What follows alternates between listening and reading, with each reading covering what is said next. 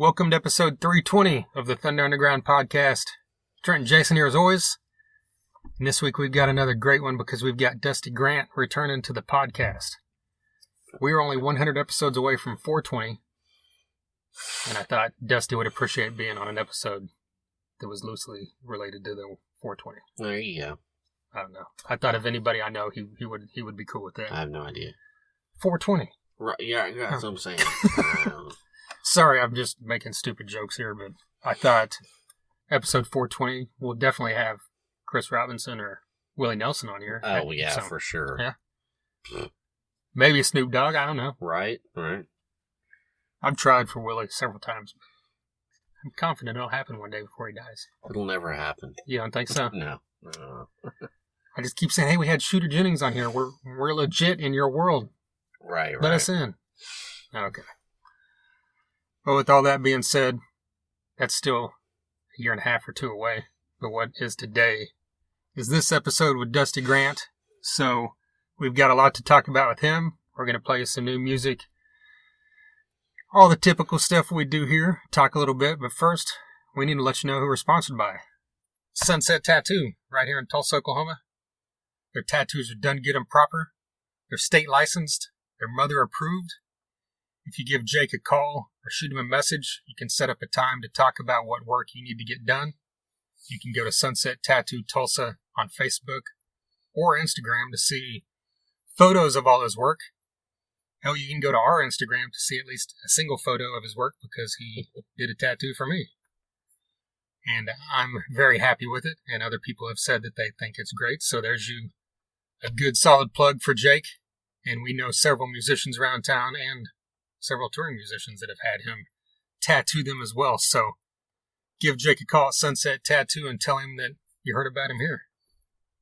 Also, we've got Med Farm, a dispensary in Broken Arrow, Oklahoma, 24683 East Highway 51. They are cannabis with a cause. 30% of their proceeds go to build no-kill animal shelters. That's like an amazing thing that we're very happy to talk about here. They've got a drive-through. If you call ahead or text ahead, you can place your order and get over there to pick it up. Get in and out quick. Leafly.com is the website where you can see all of the info or all of their selection, which is a pretty large selection. You can find them on Facebook at MedFarmPHRM, Instagram MedFarmOK, and their website is medfarmok.com. Hella Hot Sauce is a hot sauce company based out of the San Francisco Bay Area. They make small batch artisan hot sauces. They collaborate with a lot of musicians. In fact, we've had a couple of them on here. Ghoul has a sauce called Brain Jerk. Florida Frank from Hatebreed has a sauce called Florida Frank's Florida Heat. And even Techno Destructo, formerly of Gore, has a sauce that we recently got a hold of some of them, and that shit is amazing. It's fucking awesome. I love it. It's Garlic Death Grip, and that's a great name for it because it is heavy on the garlic. And I can tell you, personally, I love everything heavy on the garlic. Yeah, me too. So it works Yeah. totally. HellaHotHotSauce.com. You can buy it all, and they'll ship it anywhere. If you're on the West Coast, they're in a lot of stores out there as well, so check that out and let them know we sent you. And finally, we've got DEB Concerts, located in Tulsa, Oklahoma. They bring a ton of great shows to the downtown Tulsa area, and they also book the Roadhouse stage every year at Rocklahoma. That announcement will be coming shortly in the next few weeks, and we'll be talking about the bands playing Doug's stage there once that announcement comes out. But in the meantime, we can let you know that Lita Ford will be returning to the Ideal Ballroom in downtown Tulsa to put on a show on June 26th. That show will be opened by Straight Shot, and it will be hosted by the one and only Eddie Trunk, who hosts a lot of the shows at the Ideal Ballroom. So get out there, meet Eddie Trunk, and check out a show at the Ideal Ballroom, which is an amazing venue. They've always got great shows. DEBconcerts.com. You can get ticket info there. You can be kept up to date on any of the previous shows that got postponed or any upcoming shows as well. And we'll, of course, keep you updated here as well. All right, let's just jump directly into some music. Yes. Before we talk. Okay. And this is kind of a cool tie-in here because this song we're about to play is the second single from an album that came out a couple months ago that we've talked about more than once on this podcast. Ad nauseum, yes, as they would say. Because we have both said thus far, we are now almost to the end of May. So we're getting close to halfway through the year, and we're both fully convinced that this album will be top 3 probably for both of us. Right. I mean, unless... Maybe top 5 at the lowest. It's going to be top 3. Unless, because I look at what's coming, and I don't know, unless just something out of left field. I don't know. This is going to be a fucking contender, dude. I think there's going to be some left field stuff, though, this year because of everybody with their downtime this past year. True. Who knows? Yeah.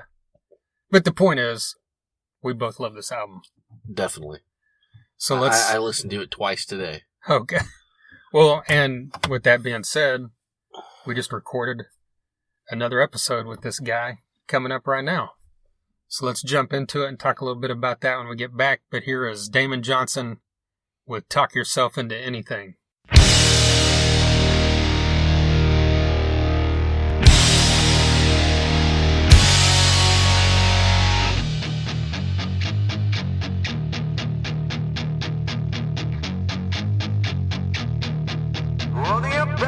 From the swamp, there's a debt to be paid. Nobody gets more than anybody else. There's I'm singing about you and all the fools you sell. Yes, I'm throwing some shade in your direction now. She was a victim, you're a savior. A bad combination. The ecstasy and the risk. That girl is over your station. That's how you get to sleep at night. You talk yourself into anything. A dark storm bringer, dark holiday gone slinger. You talk yourself into anything.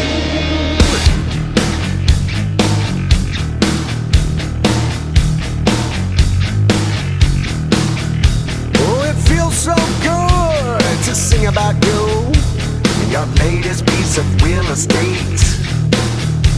You can hang all that regret on your microphone stand. It's a place you're forever paying rent. She was a victim, you're a savior. A bad combination.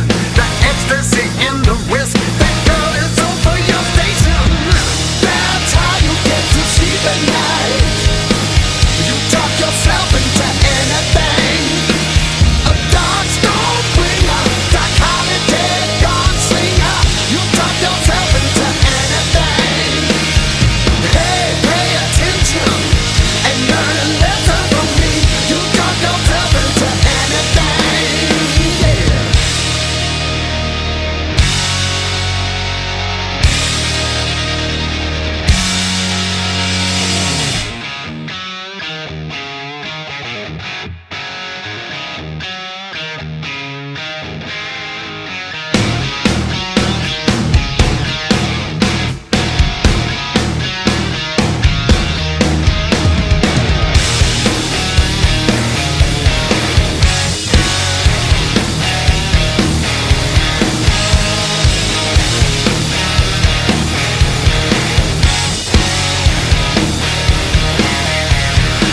She was a victim, you're a savior. A bad combination.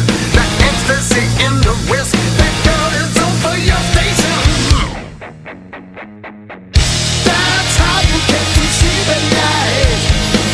You talk yourself into anything.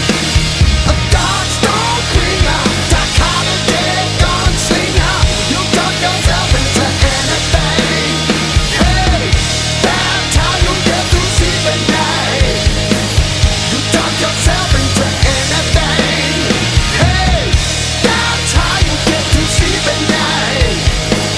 You talk yourself into anything. Come on, talk yourself into anything, yeah. Talk yourself into anything, baby. Talk yourself into anything, yeah. Talk yourself, yeah.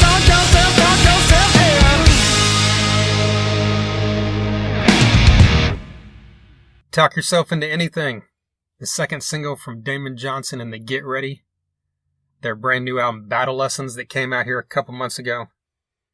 9 tracks, every one of them fantastic.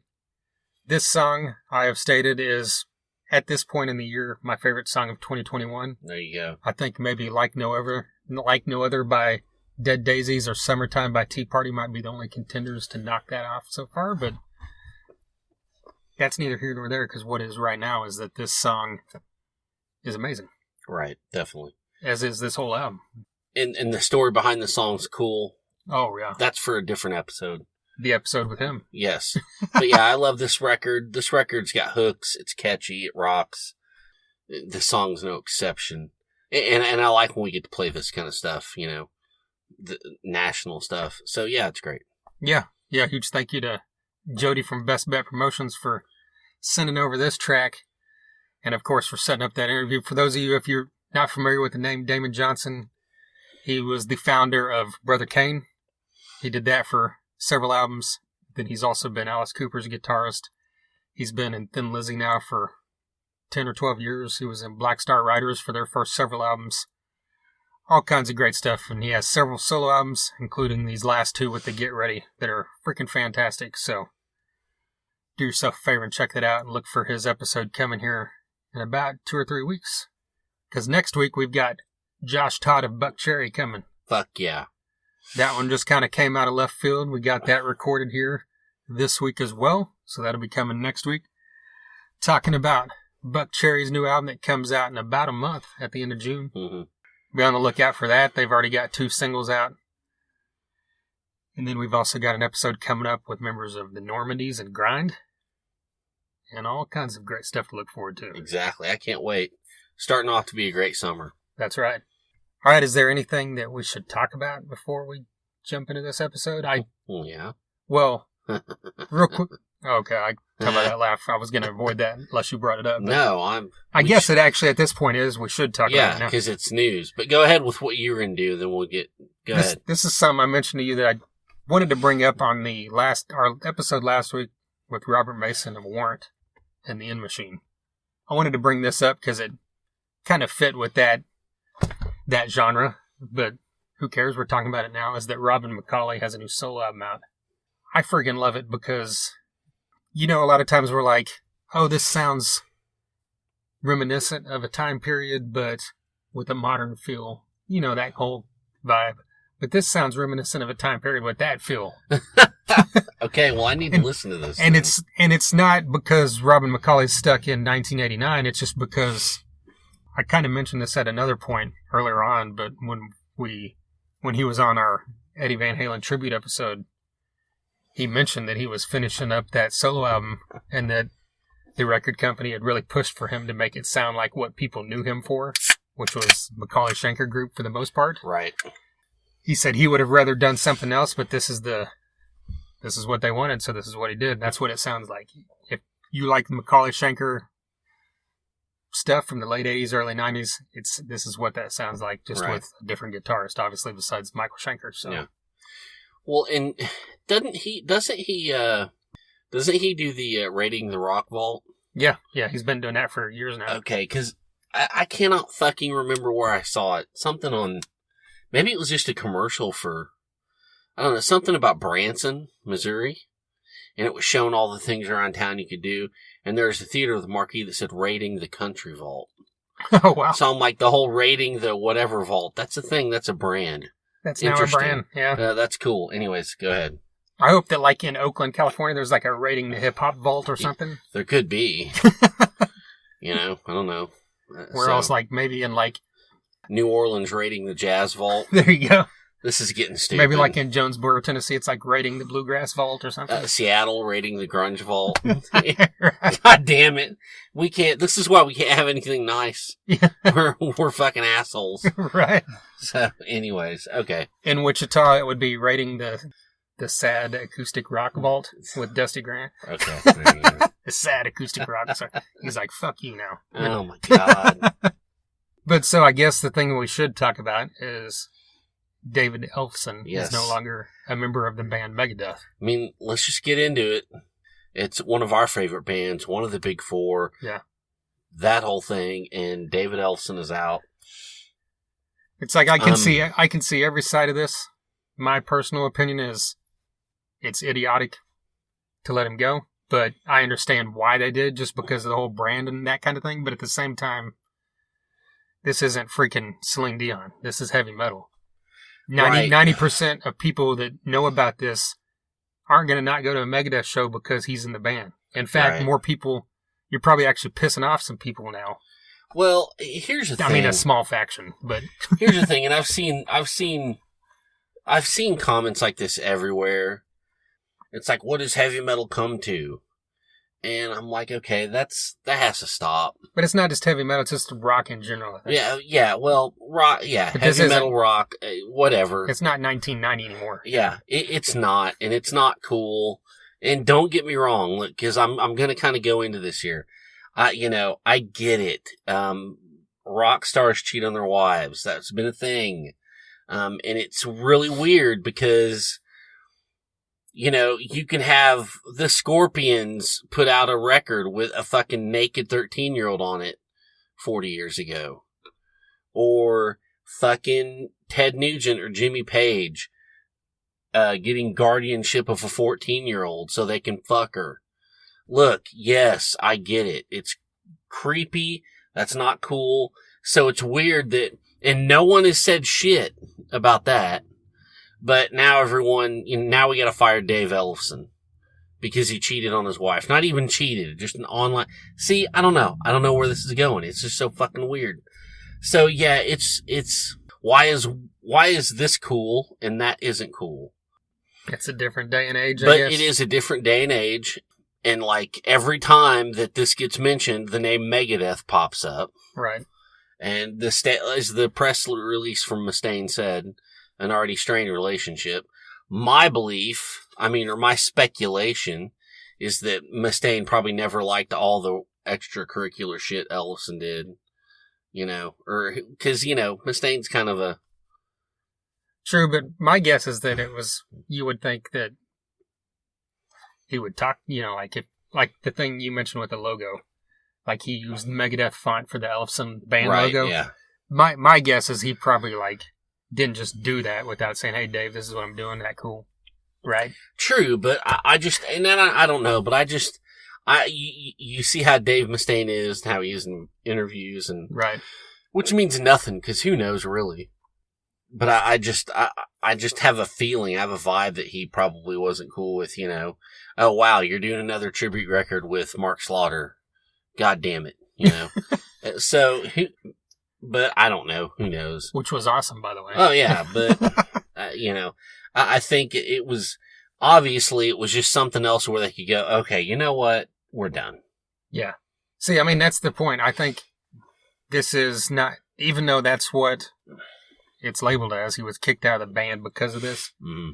Like you said, it's set in their strained relationship. And as we know that even if they claim they're cool for the past 10 years or whatever it's been, he was out of the band for 8 or 9 years. And there was lawsuits involved too. Yeah, and that they supposedly squashed all that, but there's always going to be something deep down that Mustaine's probably still harboring towards that. And it could be 20 other things we don't even know about. Yep. That this could have just been a working relationship for the past 10 years. That they're just acting like they're cool. Yeah, exactly. And, there's other things that, like, who knows, maybe Dave Mustaine's wife is good friends with David Ellefson's wife. And that would just make shit awkward, right? Yeah. If she's not behind the scenes, like, who knows? if she's gonna leave him over this, which is irrelevant to the news, but it'll become news if it happens. Right. And that's the other thing that I instantly thought whenever that thing came out yesterday was, this is now a bigger news story than it was. If Megadeth had just went on their way, did their tour with Lamb of God, released their album with David Ellefson still in the band, this would still come up. Right. But now it's even a bigger deal because they kicked him out of the band. Well, here's the thing. And Mustaine always likes to stir up shit for publicity. Right. Like, he might not even have a problem, but he'll just talk shit about someone just to make some headlines for a few days. Right. So he's like, well, I don't know. We'll probably be in the headlines for a few days if we do this. Okay, you're out. Where's Lomenzo's number? Right. So then that was another thing I thought too. That sounds far-fetched and dramatic, but goddamn, I wouldn't put it past him. Right. And I don't care. I'll say it. He'll never be on this podcast. I got to meet him once already, so I'm good. Fuck it. Whatever. You never know. I hope. David Ellefson's been on here twice. probably won't be on here anytime soon because my Probably- guess is he probably won't be doing many Yeah. interviews for. That's probably over for quite a while. I'm sure he will at some point, but he'll take his time. Yeah. Well, yeah, I guess does that cover? So there's that. We covered that. We got through it. All right, Dusty Grant, he's up. all right. Let's do it. We've had Dusty Grant on before, and if you've listened to our podcast at any length of time, you've probably heard the name come up because I've also done a couple tours with Dusty. I went on tour with him and Sprout, the Anti-Hero, whenever they did their joint tours in 2018 and 2019, so I got to know Dusty pretty well. I would consider him a pretty good friend now. Very cool to have him back on here talking about his music and his podcast he's now been doing. Let's just jump into this and hear what Dusty's got to say.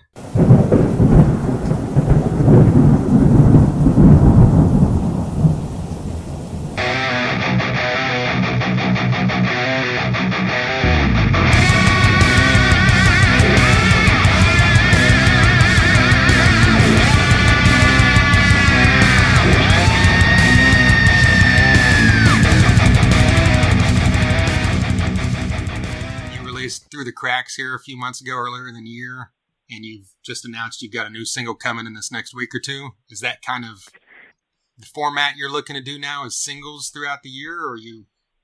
Yeah, that's kind of what I have in mind. It was weird last year. I had a neck injury from training, and so I didn't have a lot of time to play or anything like that. But I really buckled down and recorded 2 tracks, so I could get them tracked, so I could do rehab and not have to play every day. You know what I mean? So I could take a little break. So I went in with Dawson and recorded 2 Through the Cracks, and then the next one that's coming out is called For You.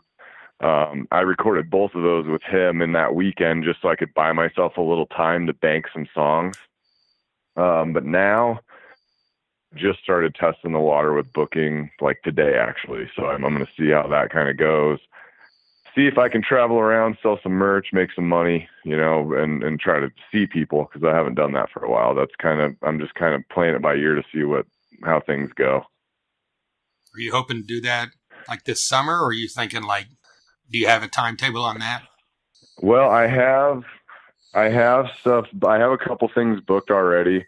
On June 17th, I'm playing at a festival in Winfield called the Duck Jam, and I'm opening for a Grammy-nominated blues artist, actually, but I'm doing a full band performance. So I've got Blana from Rise Again is going to sing with me. I've got Jason Catlett from Parallax. I've got the drummer from Rise Again, Shane Harper. And then the bass player is Tommy Wicker from Ghost Town Strays. So I put together like an all-star lineup of people to back me up, because when they booked this show, they're like, "Do you want this show?" I was like, "Yeah." They're like, "Do you have a full band?" And I was like, at that time I didn't. I had no clue. But I was like, "Yes, I want the show. I'll get a full band." And I reached out. Those were the first 4 people I thought of. And thankfully, none of them had anything booked, and they all said yes. And we've been rehearsing and preparing for that show already. So, yeah, I've got that booked. And then I've got an appearance for an indie podcast thing online, but I'm actually playing music for this. And that's on Roku TV, and I think that's sometime in June as well. So those are the two like performances I have booked. Other than that, I put a post out about an hour ago, and I've already had a show offer, but unfortunately it was not meant to be. So Things are starting to roll. It feels like again. I feel like the momentum's kind of picking up here. This full band thing you're doing, what have the challenges been, and is it just kind of filling in and kind of beefing up your catalog? Yeah, that's pretty much what it's been. I handpicked these people because I've played with them a lot before, jamming with them, recording with them. I've been in bands with Tommy. I've jammed with Blana and Shane. They've helped me out a lot, and Jason and I have recorded together and stuff. So I sent them my material. We met up at Shane's houses where we've been jamming, and I mean, we went down there with really no preconceived notion of what we wanted to do. I said, I just want you guys to play, and let's play this shit, and let's jam for a few practices and see what happens. And so far it's been, it's all my original stuff, but it's been with like Shane kind of going a little heavier on drums. Jason's playing like some Pink Floyd, like really ethereal style guitar. It's a really cool vibe. It's really unique, and we're just gonna roll with that and ride with it, and whatever happens at that show happens, and we're just it's so crazy for me because I've never been in a band situation where everybody's dialed in, and in this situation these people are all very, professional, serious musicians. So when they come to practice, they're ready. And we get down there and it's like we plug in and bam, there we go. We play through the set twice. We rarely have to stop. It has been pretty much a blessing to just play with musicians of that caliber, on a weekly basis lately. And it's helped me grow a lot as a musician, I'm finding too, because it's been a while since I've jammed with people, Right. And now, is this something you want to keep doing, or is it kind of you just need to see how this first show goes? Well, I'm thinking this first show is going to go well. It's a big show, and I feel like I just feel like we're going to knock people's socks off. It's the jams so far have just been so like special. I don't know. It feels really good. So if they want to continue to do a few gigs with me here and there, I'm definitely open to that, but it's going to have to make sense. You know what I mean? I can't take them away from their primary projects and pay them, $25 in food drink tickets. You know what I mean? It's gonna have to make sense. But if those opportunities were to arise, I am certain that everyone involved would be interested in doing that, because we get down there and we're just warming up, and it's like we could write like 5 songs right now. Everybody's just kind of jamming and fucking around, and stuff just starts to happen. And it's like, all right, we got to get on task here because we could just jam all day. So it's been really cool. I'm shocked that all of them were able to do it and the schedule's allowed to do it, but I'm feeling really grateful that lined up like that. So I hope it happens more. That's long story short. I hope it does. I'm definitely open to it if they are. You hadn't been a part of a band in several years, so what was that first get together rehearsal kind of like for you? Like, what was the feeling like? At the very first part of it, it's a weird thing that you have as a solo artist. You don't play with people a lot. And then when you do play with people, most of the time it's at shows. But you are experiencing these nerves, when you play with all these other musicians and you see all these people with these amazing talent around you all the time. You're like, do I belong playing with this caliber of person? Am I up to the task to play with this level of musician? And that was the thing that I was most nervous about going into it, definitely. Now, I've jammed with them all before, and I know that I am, but still, it was really important to me to go down there and knock it out and get her done, and we did. But the first time through was pretty rough. I was nervous, and I think everybody was a little tight. But there were definitely, even from the first time we jammed through the tunes, there were definitely moments where we were all kind of like, oh, there's some cool shit happening here. So it's just been a lot of that. It's been, kind of getting to know each other and getting tight, jamming with each other. And then things are starting to happen. Tommy's starting to do different runs on the bass, and we're starting to feel these builds and all these different things. And it's just a really cool feeling. Are you kind of making sure you sign off on everything, or are you cool with all the guys kind of doing their own thing and kind of adding their flavor to it? It's 100% open to their interpretation. Okay. And I told them all that from the beginning. I'm like, there's a reason I asked you. Since you said yes, I have no interest in trying to limit you or make this not fun in any way. Like, I want you to come down and do what you do. And that's what everybody's kind of done. Now, as far as the only things I've really got involved with is if there's little stops and little rests, little arrangement stuff. Right. That the only reason I know that shit is because I recorded it. Most people probably don't even hear it. But I've showed a couple of those things, but it's like I show them once and I never have to show them again. It blows my mind. Well, this is something that hopefully you're going to get recorded or something, so those of us that might not be there could see it. Yeah, I'm definitely thinking about it. I'm definitely going to see if I can find a videographer that would be interested in doing it. because I would really like to just make it like a 45-minute like live session and just put it on my YouTube, then just have it there forever if possible. But I don't know what the limitations are going to be. Like they're asking me to send stage plots and stuff to them, and I don't know anything about any of that. So I'm going to have to, I'm going to have to act like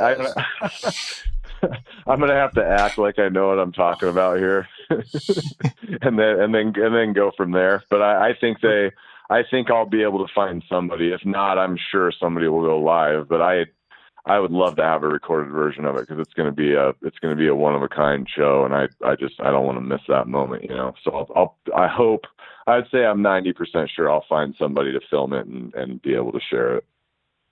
Awesome. So is that those two shows? Are those the first shows that you have booked since pre-COVID?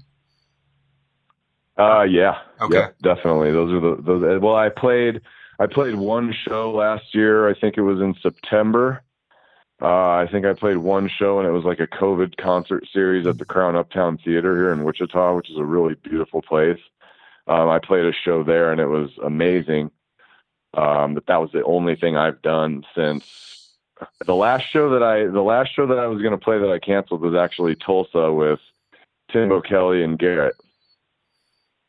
So that I canceled that one, and then COVID hit, and then I canceled everything beyond that until I played that COVID show. But these shows in June are the first I have of this year, and probably will be unless something comes up, you know? Right. Yeah. Cause the few years before that, like 2019, 18, 17, you were playing a ton of shows. So what was that? I mean, everybody went through it, but what was the feeling like for you to be all of a sudden like no live shows? That I definitely missed it at first. I was like, I think I kind of got into a routine of like, that's just what I did. I'm like, I'm going somewhere this weekend. I don't give a shit what the turnout. I don't care. I'm just going. Let's go. And at first I did miss that, but it took a little adjusting. But then I got into the podcasting stuff, and I got into the live streaming stuff, and I really took some time to up my game and learn some new skills as far as graphic design and video editing and marketing and promo. And I took some seminars, and I used the time really productively to where I don't feel like I just sat on my ass at all. You know what I mean? I feel like I was busy the whole damn time, and I'm proud that I was, because it did let me learn that I can still grow and develop my project from here. I mean, is it the same as a live show? Absolutely not. There's no substitute for that. But I can still be here. I can still work on my project. I can still grow regardless of where I am. So it's made me think a little more about the shows I take and when I play and how often I play and all that kind of stuff. And I think it's helped me. I think it's helped me grow, actually. And I feel really good, and I feel like energized, and I feel really positive about what I'm doing. And I guess I'm just as happy as I've been in a long time. So it really didn't get me down too much, honestly. That's good. Speaking on, some of the stuff you've mentioned so far about social media, I know that you kind of made a shift over this past year where you focused on Twitter and TikTok and Twitch, and like kind of, built up your online presence in those areas. Like, how is that? How have you seen those grow, and how happy you are with all that? So far, super happy. I've learned a lot about how to use the different platforms for what they're intended to be used for. So it seems like the algorithm's a little more friendly to you when you understand these things, and you try to use the platforms how they're meant to be used. So I'm still on Facebook. I don't do a ton of Instagram anymore because they changed that platform, and I just kind of think the new platform on Instagram sucks. I just don't get it, and I don't want to learn it, and screw you guys. I have to change and learn so much shit. As an independent artist, I'm getting hit up every day. Hey, are you on this platform? Are you on this? Are you on that? I'm like, no, and I'm not getting on any of that shit. I still have to manage this stuff. It's tedious, but I got so frustrated with the Facebook thing that I went over to Twitter, and man, I've grown my Twitter since September. Like, I hadn't even paid attention to that thing. And I think when I took over, it had 400 or 500 followers on it. And now that I'm actually active there, I'm approaching 4,000. So Twitter has been huge for me. Twitter is an awesome platform for independent artists, for anybody, like podcasters, authors, producers, graphic designers, any of that stuff. Twitter has been fantastic. I've met so many cool people, and like even the podcast guests that I've been able to land, you know, like Christian Machado, Fallon Bowman, all those were because I became friends with them on Twitter. And it's like, just from interacting and talking and stuff like that, it's like I've met so many cool people on Twitter. Twitter's been great. Twitch is tough. Twitch is a tough road to hoe because a lot of people don't have it. And a lot of the people in my demographic don't want to get it. So it doesn't pay out like you'd think it would once you become an affiliate. But it is a cool platform to be able to kind of keep some exclusivity. And I think more artists need to do a little bit more of that because I think it benefits us all to do that. But I've had pretty good luck on Twitch. TikTok is mixed. I really like TikTok if I had 6 hours a day to dedicate to it. You know, if I could spend 6 hours a day just making like 3 or 4 TikToks, I could probably be huge on that shit. You know what I mean? Like I think if you just have time to sit around and TikTok, you can just TikTok your little heart out and maybe get there. What do I know? But the first few TikToks I made did really well. And then the viewership kind of tapered off. So I kind of felt like they were doing like the crack dealer thing where they were giving me a free sample to get me hooked. And then when I started posting more, they started taking the views away.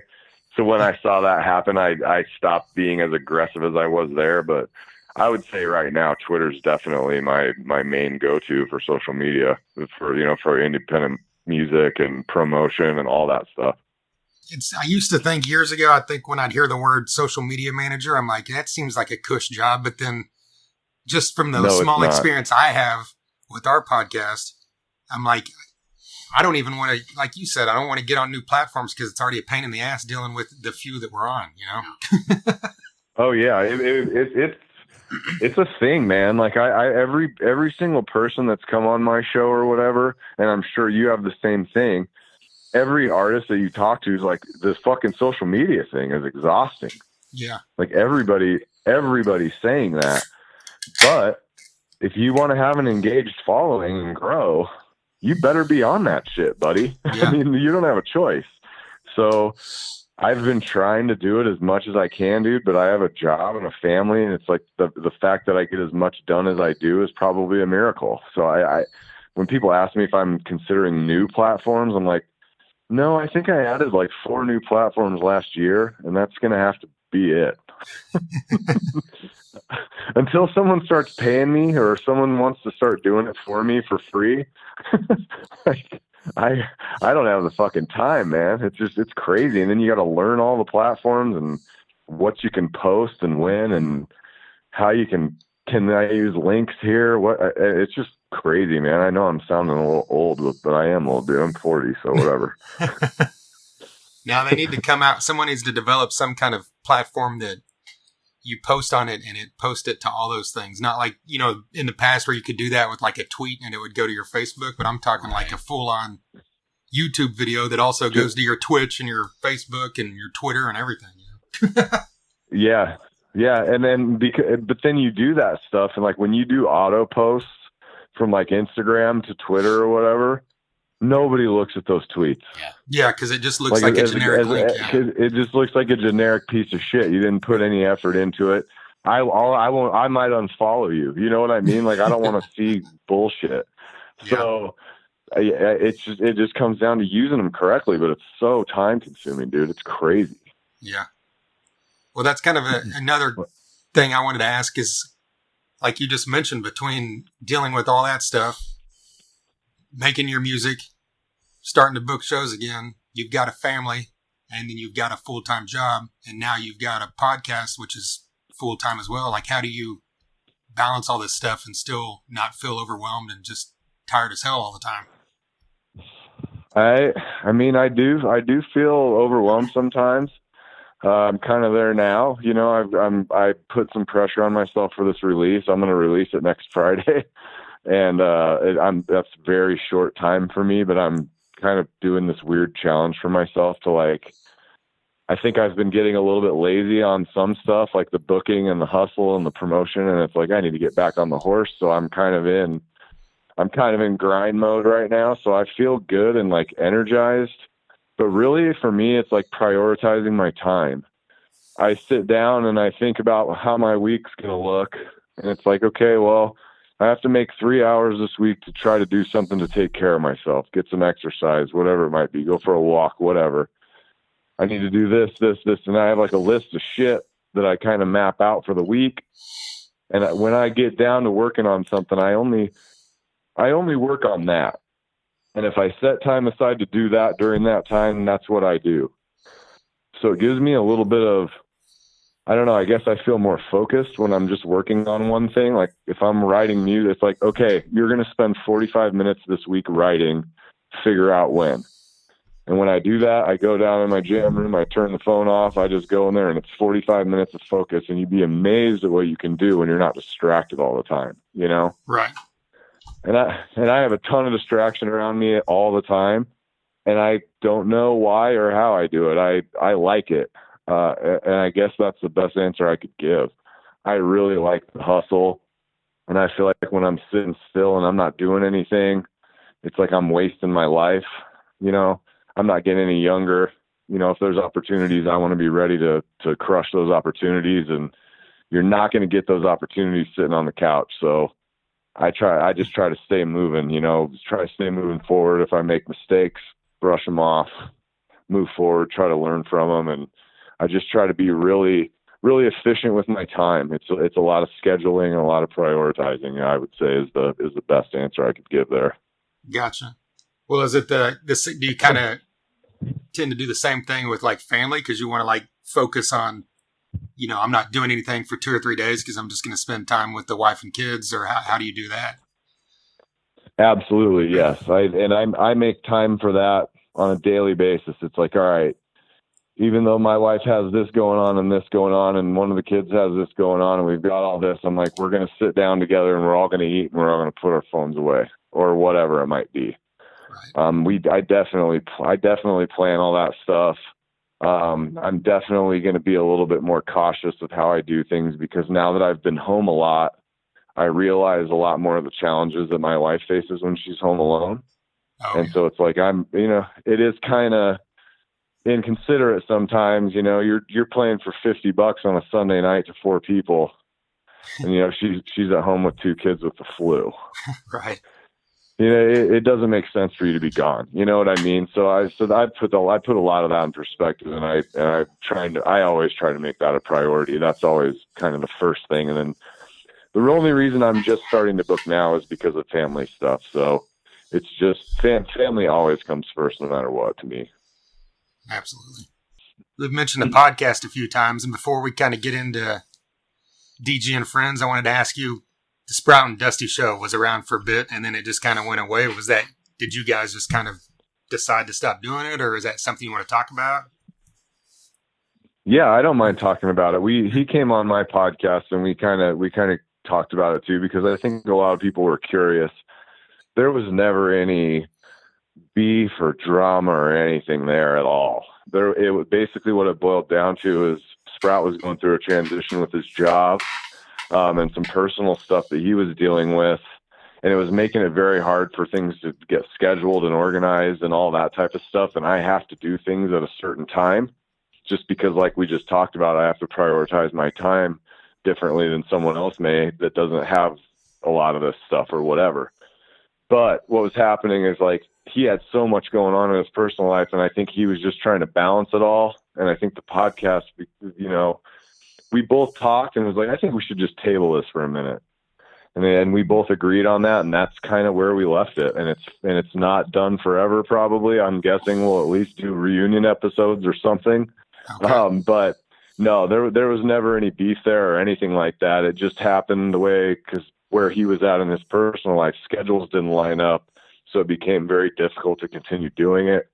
And then I'd already got my stuff set up. So I was like, you know what, I'm going to keep pushing with this, because I did put the work in and I did invest in the gear and all that kind of stuff, just like we all did. But yeah, I think we'll do it again. I'm definitely open to doing it again too. And I think we had something good there, but life happens too. So. Right. Well, what was the transition like? There was. Do what? Sorry. Going solo. Sorry, you mean for the transition going solo? Yeah, the transition from doing it with someone else to, handling it on your own, basically. It's difficult. I got to say, it's an interesting challenge for me. Like I try to prepare for the guests a lot, but I think we always had such a good banter. Yeah. That like it was very low pressure. I could go down there and be like, well, if it's me and Sprout, we can fucking talk for an hour. There's no problem with that. Yeah. You know what I mean? But when it's just you, or if you get a guest that might not be as chatty as you want them to be or something, you gotta get good at rambling a little bit. Exactly. There's definitely a transition from being with somebody to just being solo. It's fun. I like the podcast platform. I like the fact that a lot of times you sit down with somebody that you don't know anything about and you talk to them for an hour and it's like, all right, now I'm like kind of friends with this person. This is interesting. They got to tell their story and it's been cool. Yeah, I get that because Jason and I have both done interviews like on our own, and those I think go fine. But anytime it's just like me talking in the intro and Jason's not there, it just sounds so flat and boring to me when I listen back. I think when, and it's not that but it's probably just because it's me. Because when I listen, there's tons of podcasts that are just one person and they're interesting as hell. But to me, it just seems to work better when you got two people kind of bouncing off each other. Sometimes, like you said, it just makes it easier to not have to like plan stuff out. Yeah, you develop a rapport with that person. And it's like you're like freaking throwing the ball back and forth to each other a little bit. Yeah. And then this thing, sometimes I throw the ball and the other person doesn't catch it. And then I have to pick the ball up and try to throw it again and throw it again and throw it again. And another thing that I learned is like for the promotional part of it, when you're solo or even when you're doing the podcast and stuff, you have to be like 3 times as energetic as you would normally be just like talking, Yeah.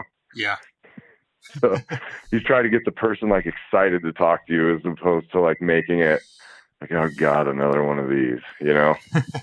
Yeah. Burnout's a thing. I love doing it. What's that? Burnout's a thing, and you've got to. I know for me, I've definitely got to try to keep myself motivated and do anything I can to keep myself motivated.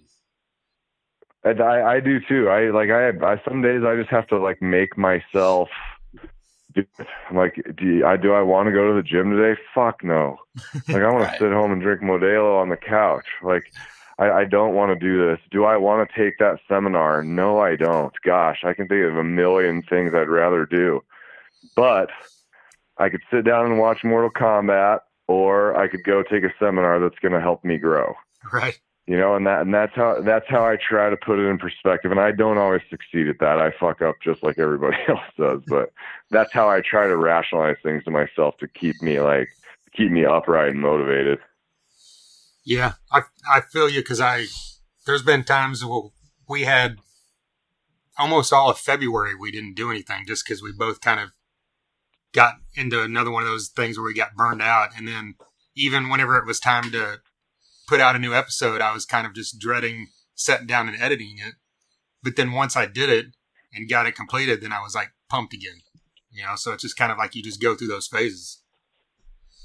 Yeah. And it's weird. It's like sometimes with the podcast, you have like that, you almost get like the feeling that you have to like go to the gym. You're like, oh God, I gotta go talk to this person that I don't know for an hour. And you just don't feel, and you just don't feel like it. It's not because you're a dickhead. It's not anything like that. It's just, you might have had a long day at work or something and you just want to chill with the kids. Yeah. It's like, all right, I booked this damn podcast and I had to do it live because I'm an asshole. And now here I go. And then you go down there and do it. And then an hour later, I come up, my wife's like, how was it? I'm like, oh, it was fucking awesome. I can't wait to edit it and get it online. So it's like the gym thing, you feel like shit and then you get there and you do the workout. And when you're done, you feel better. Podcasting is like the same thing. You do I'm gonna kick back in June. I think I'm gonna take either a couple weeks or maybe a month off in June from the podcast just to see what opens up with shows, because I think if I'm playing out more, I don't know how much more. I'll still do the podcast, but it just probably won't be as frequent, Right. Well, and especially with you doing it live, you're kind of stuck in like it has to be at a certain time every week. With us, we're just kind of fly by the seat of our pants and put it out whatever day I feel like, Yeah. Yeah, and that's something I actually admire and have considered. But for some reason, I just like the live thing. And the few people that have like been with me since the beginning on the podcast, like the people that tune in every week, they like, they tell you that they look forward to it. They're like, every Wednesday at 8:30, I'm turning that shit on. No matter which idiot you got on your show, I'm going to turn it on. And it's like, all right. I feel like it's being kind of a dick to take that away from them, like, not that you're obligated to do it, but it's, it's like, how hard it is to gain traction on a podcast. That's one thing that's one thing that shocks me is like, podcasting is just like putting out music, man. There's a million of them out there and you got to really stand out and you really got to grind. It's a tough game. And it's even more so in this pandemic era. Now everybody and their mother and their mother's mother is putting out a fucking podcast. So I'm like, well, I don't know what the fuck but you know what's going to happen? What can we do? Don't worry about that, because they're going to book gigs again and then they're going to abandon their podcast. a lot of them probably. Right. They will. They'll book gigs again and they'll get paid to do it and they'll abandon their podcast. Like I'm not going to abandon mine because I genuinely like found a passion for it because I really like it and I really like to talk to people and interesting people and people that I admire and all that good shit. But I think a lot of people are just doing it because they don't have anything better to do. And when they do have something better to do, like your podcast will probably be a lot stronger, Yeah, that's a good point. Yeah, definitely. Yeah, because we've talked to a few people that started, like he said, started a podcast during the pandemic, and they're musicians. So, like you said, they're not going to have time for that in the coming year or two. And I'm one of those guys. I mean, I am one of those musicians. I remember being, sitting up watching the show at night and thinking, man, me and Sprout ought to just do a fucking podcast. And then I called my buddy at this time, he wasn't even my buddy, but I gave him a call. Derek Relaford, he produces podcasts. He's like one of my best friends now. And that's weird how that changes over a year, right? Right. But like he's like, yeah, I'll produce a podcast for you guys. There was a very reasonable fee to get started, and he kind of helped us get our feet wet. And boom, we were off and running. Now I can definitely understand, like, if I was a veteran in the podcast game and like all these musicians are just like, oh, I have a podcast now too. I mean, that'd probably be a little annoying for you guys, huh? It is in a way, but at the same time, not really, because it's not like we're at the level where, it truly affects us or anything. I don't think. No one's taking away listeners from right. us. Yeah, and it's like it's not like we're competing for like fucking number one market share here, guys. Like we're not fucking. I'm not afraid to admit. Yeah, no, I'm not afraid to admit I get like 24 downloads on average per show. Like I'm not a big star, but the people that do like it, and I love doing it, and it slowly grows, and that's all I care about. So. Yeah, because, I mean, both of us, I know we talked about this before, but we went into this, like, with no knowledge at all. And there's a lot of things I know now that if we had done in the first year or two, it probably would have helped us quicker. But, I'm happy with where we're at, because mainly we just did this because we love music, and we've got the chance to talk to a ton of musicians that we, either grew up loving or, love now that we've discovered in recent times. So it's, at the end of the day, that's the coolest part of all of it, Yeah, I don't need to be a household name, but you know what? I got to fucking hang out with Gene Simmons, so I'm cool. Yeah, I'm good. I totally get it. Like it's the same for me. The people that I've had on, like, it's kind of fascinates me a little bit. I'm like, how the fuck am I talking to the dude from El Nino? Right. This is a guy I listened to when I was, like 20 years old. And I went to see him in concert and, all this crazy stuff. And then something happened on Twitter and we got connected there, and he's like, yeah, I'd love to do a podcast. I was like, are you fucking serious? And then, before you know it, you're talking to these people, and it's like, that's kind of a cool thing. Who gives a shit what anyone else thinks? Like, you got that opportunity to make a connection with somebody that you've admired or something like that. And like, Right. whatever, who cares how many people download it, or like, I'm not relying on podcasting to feed my family, so I'm good. Right. Same here. Yeah. Yeah. If I was, we'd all be real thin. Right. And the cool thing is, like you mentioned, Christian Machado, like guys like that you sat down and we have on the podcast, and he's extremely cool as hell, so it's like, that's always even more rewarding than just talking to someone you like, talking to someone that you like, and they're also, extremely well versed and also super nice as well, Yeah, I haven't had anybody so far yet. Tomorrow is episode 24 for me, and I haven't had anybody yet that's like been a dick or made me uncomfortable or anything like that. It's been really cool. Everybody's been really candid and really fun and friendly, and it's been just a really cool experience for me. How far out are you booked right now, like, or scheduled as far as the episodes go?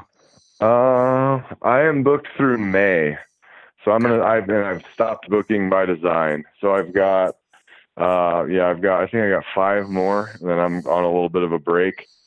I've got a backlog of people that want to come on and stuff, but I don't know how many of them I'm going to do if there's a bunch of shows, because I do need to rehearse and get ready, so there's stuff like that, but I'm definitely not going to abandon it. You know what I mean? Like, there will be times where I might not book a show because I'll be like, I need to get a couple podcasts in, because I do love it. And it's definitely something I want to continue to water, if that makes sense.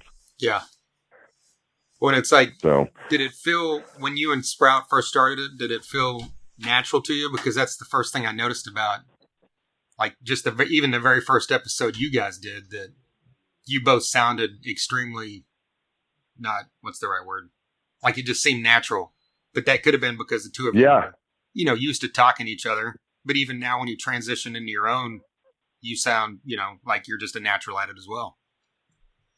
Yeah, I did feel very comfortable the first time I did it, and I do like to go talk to people, and I do like the thought of other folks chiming in on a conversation, and people, like, I don't know, I just like the platform. I like the format, and I think it's a great way that a lot of people don't utilize to truly make a connection with people, because you can show them a song, man, you can show them an ad, you can show them something, but a podcast is an hour of you. Yeah. The real you. You can't hide for an hour. Right. I'm not going to let anyone on my podcast and let them hide for an hour. I'm going to ask some questions and be like, hey, so I noticed this shit's really dark. Let's talk about that. I do like to poke and prod and try to get people to open up and talk, because I think it gives them a chance to make connections with fans or prospective fans or whoever. And I just think that human connection is a really cool thing that you get from a podcast that you don't get from a lot of other things. It's cool. Yeah. The thing I've noticed, and what the ones we've done and also other ones I've listened to, it's like a lot of times when you're talking to someone for more than 10 or 15 minutes, then you get them to open up more about stuff they wouldn't in just a general, like, interview with a newspaper or magazine or something, or a short radio. Yeah, you get a lot of that stuff, like, the guy that you have coming on your podcast might be releasing a new record next week, and you might talk to him for an hour and not even talk about the record at all. Right. I love that about it, though. It's like, anything you want to promote? They're like, no, not really. That was fun, man. See you next time. And you're like, okay, later. I think it's cool to just have people on and have, like, candid conversation. I do like to ask some of the questions, because I think people that are watching do want to know those things, even though they do seem a little generic sometimes. Like, I do want to know who people's influences are. Yeah. Even if it sounds cheesy, like, it's interesting to me. And, how do you, what platforms do you like on social media? And I like to ask those questions, but at the same time, I want to dig a little deeper too. I want to know the meaning behind all this darkness. I want to know, or whatever the case may be. Tell me a funny story. Tell me something people don't know about you. Tell me something like that. Like I really enjoy those types of conversations. Yeah, same here. It's always just more interesting than the stock question. Though, even though you said like the influence thing's a stock question, but it's always interesting. But whenever you can get someone to just talk about stuff that doesn't even have to do with music or stuff that doesn't have to do with their band, that's the stuff that I really dig hearing from artists I like. Me too. It's my favorite thing. And like when guys come on or girls come on and they just start off with like, you want to know what happened to my cat? I'm like, yes, let's go. Let's hear about your cat. Like, and then you look at the clock and you're like, man, we've been talking for an hour already. Yeah. Whereas some of them do, I'm sure you guys have had them because you've done way more of these than I have. But like, there's some of them where you're looking at the clock and you're like, 20 more minutes, huh? What are we going to talk about here? Yeah. There's a few, like, since ours isn't on a format similar to how yours is, it's kind of like we just go with, we've had ones as short as 10 minutes and as long as 4 hours, so it's kind of, it varies, but it's always fun whenever, obviously, you don't have to like work for it. The ones you have to like draw stuff out of them are the ones that are kind of a pain in the ass, Yeah. You're like, God, why do I do this? Why am I begging this asshole to talk to me? Right. Not to say that they're assholes, but you never know what kind of day someone's having either. So it's just, you try to be human about the thing, and sometimes you just got to cut it short, I guess. Yeah. It's fine. Well, like our most recent episode last week, we had the singer and guitarist from the band Haunt on, and he got on the phone and said that hey, I'm walking my son who's like 2 years old, and because my wife isn't home yet, so bear with me. And then he started talking about his son's poop, and then we got into stories about bathrooms in Europe, and basically I looked at the clock and it had been almost like 15 minutes where we had talked about nothing but toilets. And that was the first 15 minutes of the interview. It doesn't surprise me at all. My last one, I had Cody Moore on, and we were talking about fucking like Dogecoin for like 10 minutes. Yeah. I'm like, what is this? This is so stupid. This is awesome, actually. I like this. And I look at the clock, like you said, man, it was like 12, 13 minutes in. I'm like, oh, this is going to be cake. Yeah. And that's what the best part about podcasts is. You don't need a format like you do on like a radio interview, where it's like regimented by like, okay, you've got 5 minutes and then a 2-minute break and then we got 4 more minutes. It's none of that shit. It's just a free flow for as long as you want it to be. Yeah.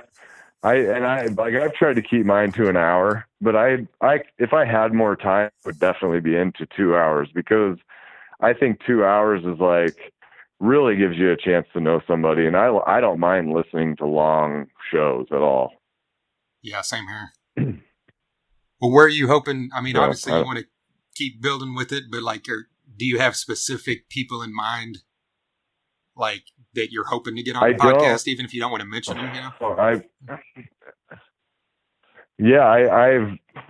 Honestly, I've been able to get cool people, and it's been kind of like an organic way that I feel like I've been booking everybody, and I'm just going to kind of keep rolling with that because it's been pretty good. And it's like, I'm not targeting someone who's big or this or that. Like, I just want people on that are like dedicated and interesting and have something, positive to put in the world or whatever it might be. And I know that sounds a little hippy dippy, but like that's how I've been booking it. And I've just been kind of letting it happen organically. And I think I'm just going to continue to do that. I mean, that's kind of the plan. Yeah. That's a cool way to do it. I guess it's kind of a luxury to do that, I guess, in a way. But I know I could book 8 people in a row right away if I wanted to, but I kind of feel like that's just like putting people in. And I kind of want to put people in like where it feels good. Like, it's like, okay, I've had 2 metal guys in a row. Let's get a professional, fighter on, or, let's get an artist on, or let's get a social media influencer on, or let's get somebody, because I've tried to keep it like, a little bit mixing it up, but I mostly target musicians just because I have a lot to talk about with them. Right. That's the other thing I wanted to ask is because I know that you've done that. Like you said, you've had fighters on. I remember like you and Sprout had on the guy that owned like I don't remember, it was like a pizza. I can't even remember that, but it was cool to just get in different. Oh yeah. Matt Frampton. Yeah. The pizza man. Yeah. Yeah. It's cool to just get different perspectives on people like that, even though it doesn't have anything to do with music, but it always kind of relates back to that, even so. They share a passion, they share a passion like you do, they Right. share a passion with music, or they share a passion for podcasting or pizza or whatever it might be. And it's just cool to hear people talk about stuff that they're passionate about, because you get a true look at people when you see that, Yeah. Well, kind of bringing it back to your music, you mentioned Dawson earlier, like kind of talk about because I know you had a relationship with him pre-working with him, but like, how's your relationship been working with him, and like, what's he brought to your music, you think? It's been amazing. I look at that as a great opportunity to work with somebody that's been pretty damn successful making music. And I don't make a type of music that he's necessarily making a ton of, so I feel fortunate in that regard that I have a little bit of a unique niche that I'm doing, and I have someone like that wants to work with me. He's just a great producer. He's a great friend. He knows exactly the right things to say and do. And every time I go in there, I feel like I learn a lot. I feel like I learn a lot about myself as a musician and how to make my songs better, and it's just a really good relationship. It's really low key. It's really low pressure, but when we get in there, we work, and that's what we do. And then we get out, it's been a blessing to work with him, man. He's an awesome guy, and he's an awesome producer, and we've become pretty good friends over the years. So I feel fortunate every time I get to go in there and record, for sure. Yeah. Between, he had success touring on Airplay and everything, and now as a producer, he's had tons of success with Saul and everyone. So it's like, that's an amazing asset to have by your side. Yeah. And it really goes back to, keep showing up, I mean, that's kind of what it's been for me. It's a weird story, and I don't know if I ever told you this story, Trent, but I tried out for Seasons After before Chris was in Seasons After, the first singer. But I tried out for them when I was a young man, and I was not ready. I just didn't have the chops. I was not ready. I tried my best. We hit it off. Everybody liked each other. They said, we'd give you another try, man, because we really like you. And I said, you know what? You guys are a couple levels ahead of me here. I need to work on my craft. And then they went off and had the success that they had and all that. And it's like, I didn't look at that as a missed opportunity. I looked at it more as of a learning experience. Like, if you'd have been ready, who knows what could have happened, that kind of thing. So I've been working, nonstop since then, because I learned something. It's like, if you're not ready when opportunities come, you're not going to be able to capitalize, and opportunities are few and far between when you do this shit, Right. So I just kept working at it, and he was really honest with me back then. And I've had a couple other people that I've submitted music to or whatever that have told me, hey, you're not ready. Hey, continue to build your story. Hey, continue to grind. You're on the right path, but you need to do this and develop this. And it's like, that's the kind of feedback I like to have, and it gives me something to aspire to. So I failed, and I don't look at it as a failure, because if I would have never pursued that opportunity or tried out before I was ready, I wouldn't have learned that lesson. Right. And I've taken that lesson and I've carried it with me, and it's still to this day.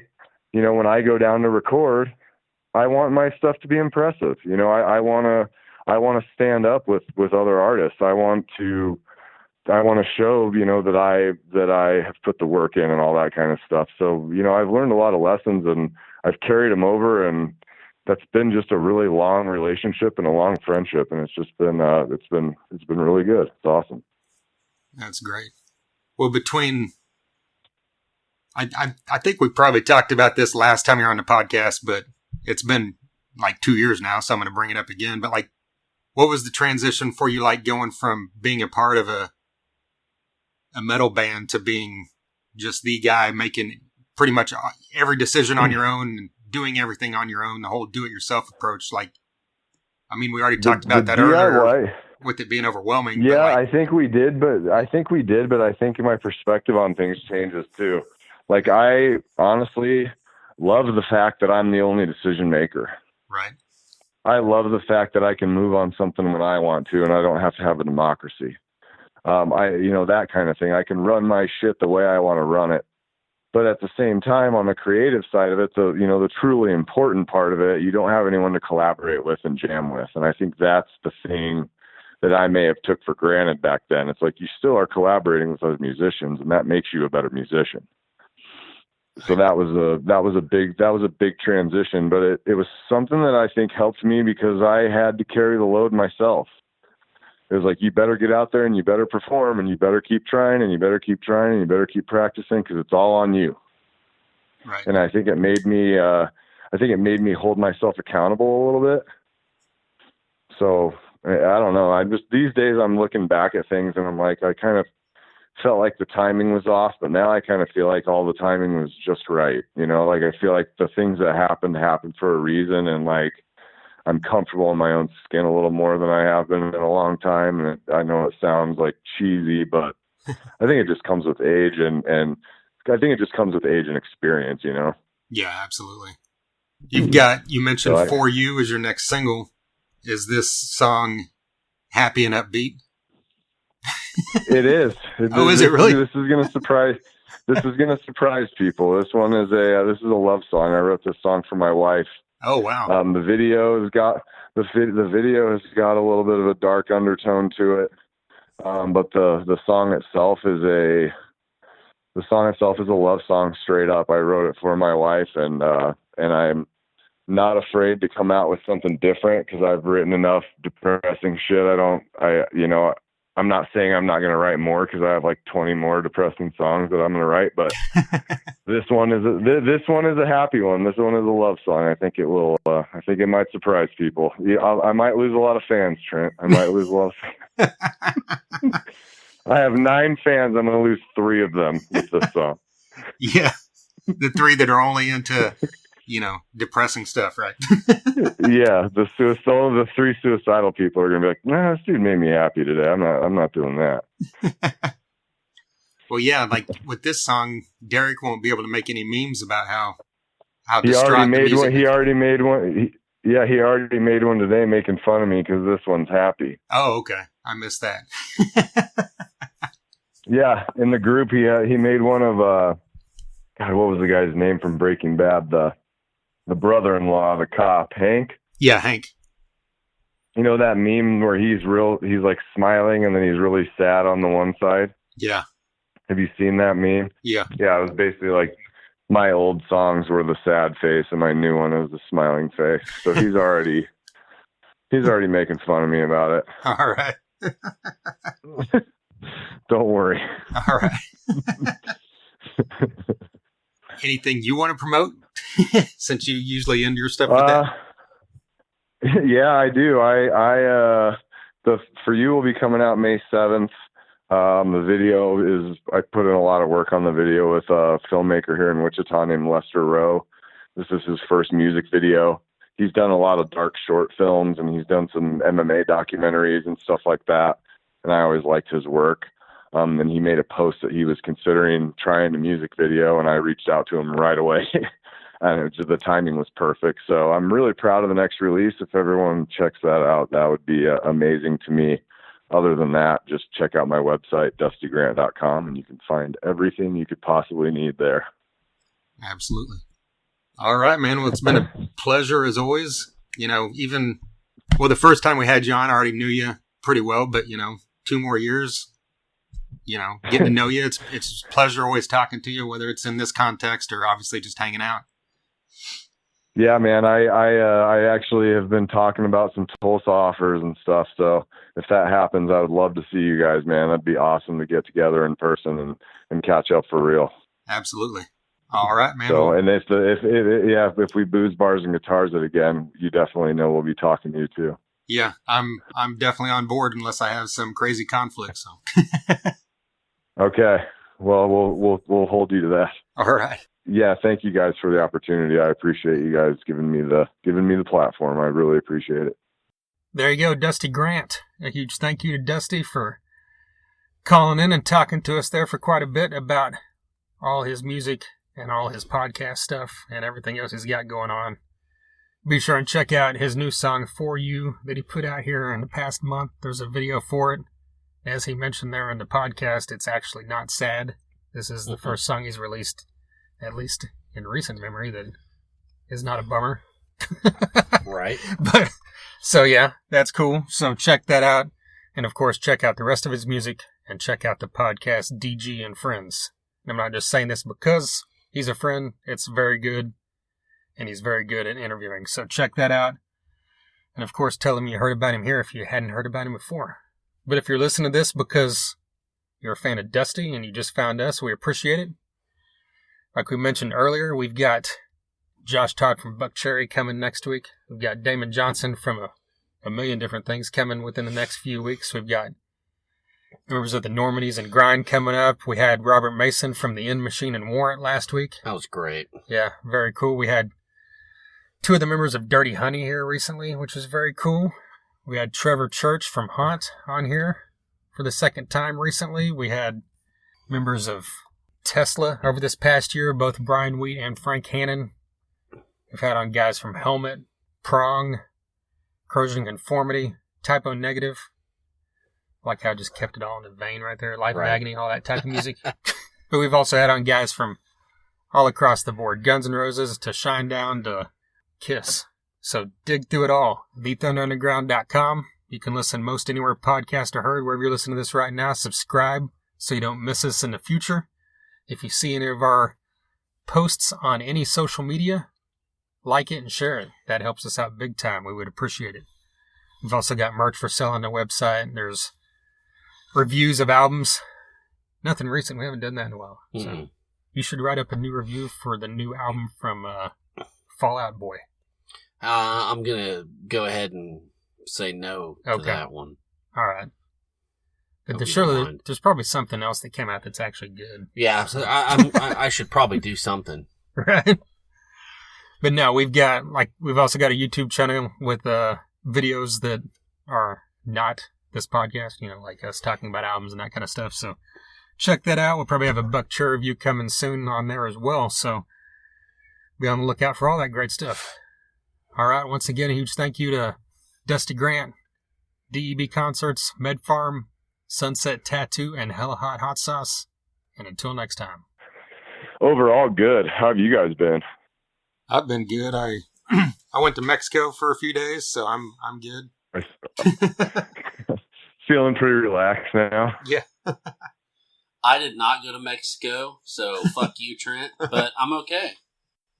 I heard your Mexico thing, and then I don't know where we went from there. Yeah, right after that, Jason just told me to fuck off because he didn't go to Mexico, and then that's where we lost you. I didn't. Okay, I didn't hear any of that. Okay, so yeah, all right. All right, cool. Thunder Underground, y'all.